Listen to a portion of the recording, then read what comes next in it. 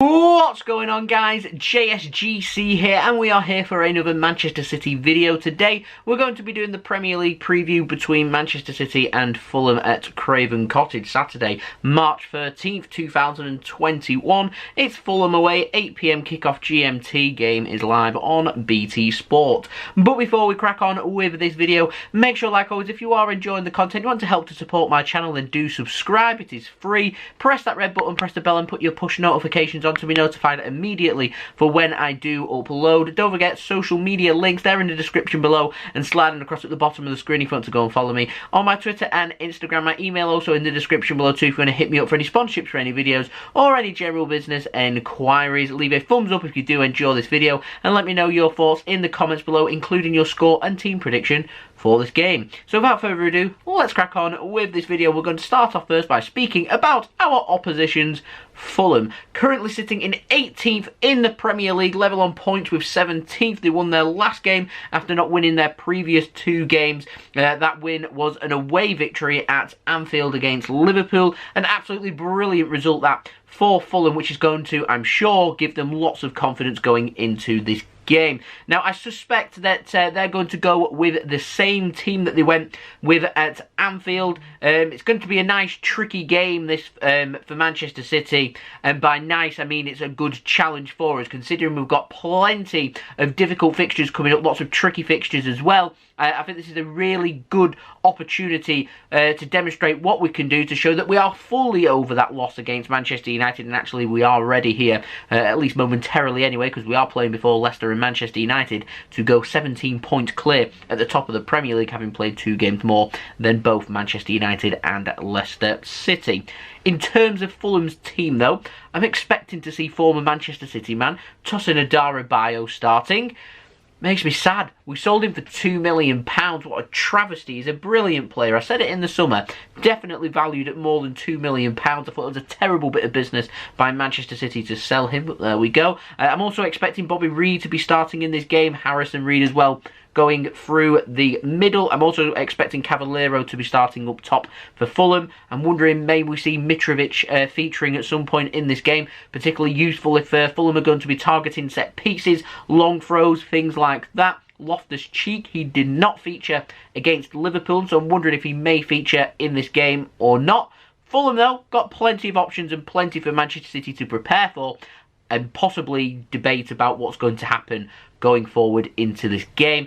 I'm expecting Fulham to take the game to Manchester City, try and be nice and quick, nice and attacking, try and look for an early goal and put us under pressure. I'm expecting Manchester City to hopefully, fingers crossed, not play like we did against Southampton in the first 15 minutes and allow the opposition to dictate the game. I'm hoping City can really grab the game by the scruff of the neck and move on from there, which is what I've come to expect from Manchester City this season. Now, for Manchester City, we of course won our last game against Southampton at home 5-2, recovering from that loss against Manchester United at the Etihad Stadium.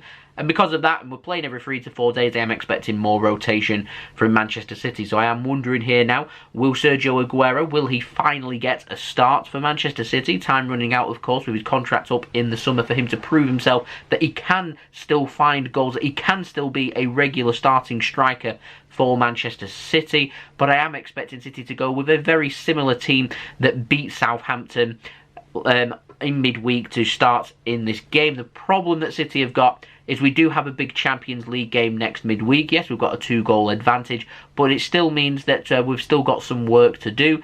We're not playing in Manchester. We still do have to travel. We've got to travel to Hungary, to Budapest, to play that game. And so I'm expecting City to be going for rotation in this game and rotation going into that game as well. So I'd suspect that City may make 3 or 4 changes. If I was in charge, I probably wouldn't be making 3 or 4 changes. I'd be looking to try and keep as much of that team that featured against Southampton playing in this game, in particular in midfield and in attack, because I thought City were very, very clinical against Southampton, and I think we're going to have to be very clinical in this game against Fulham if we are to stand a chance of picking up 3 points. City are going to have a full squad selection to choose from, so there is definitely an option for Manchester City to squad rotate, which I am expecting them to do. The couple of players that I do definitely want to see featuring in this game, Phil Foden. I thought he added a different dynamic to Manchester City's attack, and I thought he was very useful for us. And also I am expecting Riyad Mahrez to also hopefully be featuring as well, because he's full of confidence, he's playing really well, he's one of Man City's best players at this moment in time, and I think he would suit this game with City's offensive style, looking to try and take the game to Fulham and needing us to be clinical. He was clinical against Southampton, had a great game, and I'd be starting him again if it was up to me. Now, my score prediction for this game, I'm going for 2-0 to Manchester City, and I'm going for goals for Ilkay Gundogan and Phil Foden, of course, if they do start, which, knowing Pep, anything is possible. So that is my score prediction. I would like to know in the comments below your score prediction for this game. Now I'm going to pop up my team prediction now for you. I haven't done too much squad rotation because, like I said, this is my team prediction that I would be going for in this game.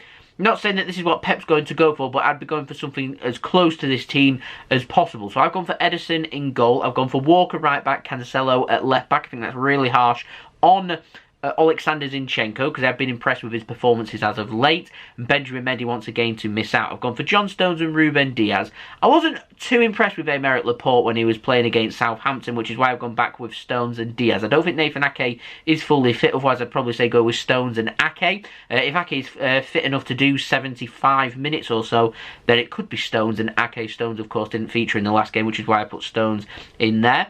I've gone for Rodri, again a little bit more rotation there. Fernandinho started in the last game, so I'm going for Rodri to start in this game. I'm going for Gundogan and Bernardo Silva to sit ahead of him. I've gone for Mahrez on the right wing, and on the left wing I've gone for Phil Foden. And then I was and ahhing. I think there's 3 options for this striking option for Manchester City. Number 1, the man we've already mentioned, Sergio Aguero. He could finally be given the start to go forward.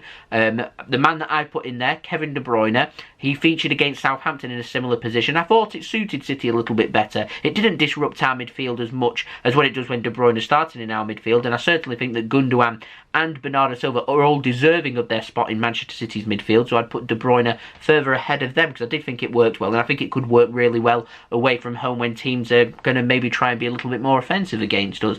So yeah, De Bruyne is my pick to go in that striker's role, and of course you've got Gabriel Jesus as well. I've not even mentioned Raheem Sterling. I've not been all impressed over the last few games with Raheem Sterling, so I'd give him a couple of games break and then use him if needed for the Champions League game and of course the FA Cup game coming up next weekend. But this is Manchester City's last Premier League game now until after the international break. We don't play again now until the first weekend in April, so it's important here, see if we can pick up the 3 points, get them points on the board and take a step closer to winning back the Premier League trophy. So there we go, that has been the video. I do hope that you did enjoy the video. If you did, leave a thumbs up, that would be much appreciated. Don't forget also leave your thoughts in the comments below with your score and team predictions of this game against Fulham away. Don't forget also to subscribe, press that red button, press the bell and put your push notifications on. We are aiming for 16,000 subscribers. We're now less than 300 subscribers away from that goal, so any help to us, that would be much appreciated. Don't forget social media links in the description below and sliding across at the bottom of the screen if you want to go and follow me on my Twitter and Instagram. Email also in the description below too if you want to hit me up for any sponsorships for any videos or any general business enquiries. We'll be back again tomorrow for the live watch along of this game. Do stay tuned for the link, which will be going live at some point for everybody to go and check out. I'll have that out hopefully at some point this evening, and I'll see you all again very soon. So I've been JSGC. I do hope that everyone is safe and well. Thank you everyone for watching. Peace. Ciao for now.